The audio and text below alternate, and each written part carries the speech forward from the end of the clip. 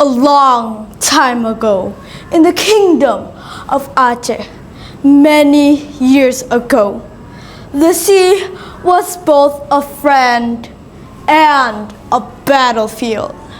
Foreign ships came not to trade, but to conquer. And among those waves, a new kind of hero rose, not a man, but a woman. Ladies and gentlemen, my name is Aisharla Saferina. Today I stand here not to tell a story, but to awaken the legendary story of Laksamana Kumala Hayati. Kumala Hayati was a legendary Indonesian female admiral who lived from 1545 to 1604. She was the commander of the Aceh Sultanate's fleet and is considered one of the most successful female naval commanders in history. She lived at a time where women were not expected to fight, yet she did, not only with weapons, but with wisdom and courage.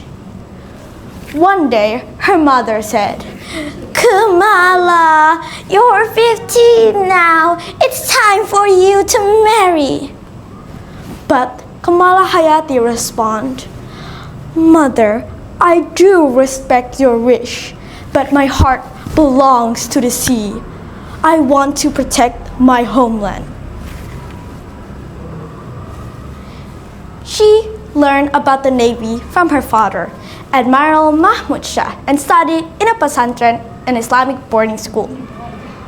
She met a very brave Navy candidate called Zainal Abidin. They fell in love and got married. But happiness didn't last long. Zainal was killed in a battle against the Portuguese at Haru Bay. Kumala Hayati's heart was filled not only with grief, but also with fire. She swore to continue her husband's fight. "If our husbands have fallen," she said to herself, "then we, the wives, must stand in their place. I will not let Aceh fall." She went to see the Sultan of Aceh, Auladin Riayat Shah Al-Mukammil. The Sultan asked, "What can I do for you, Kumala Hayati?" Kumala Hayati responded, "Your Majesty, many soldiers have died in the war. If we do not act fast, our land will be lost." "And what about that?" "Allow me to form troops of widows. The women are ready to fight." "Okay, fine." The Sultan, amazed by her bravery, granted her request. Soon, she gathered 2,000 widows women who had lost their husband in the war.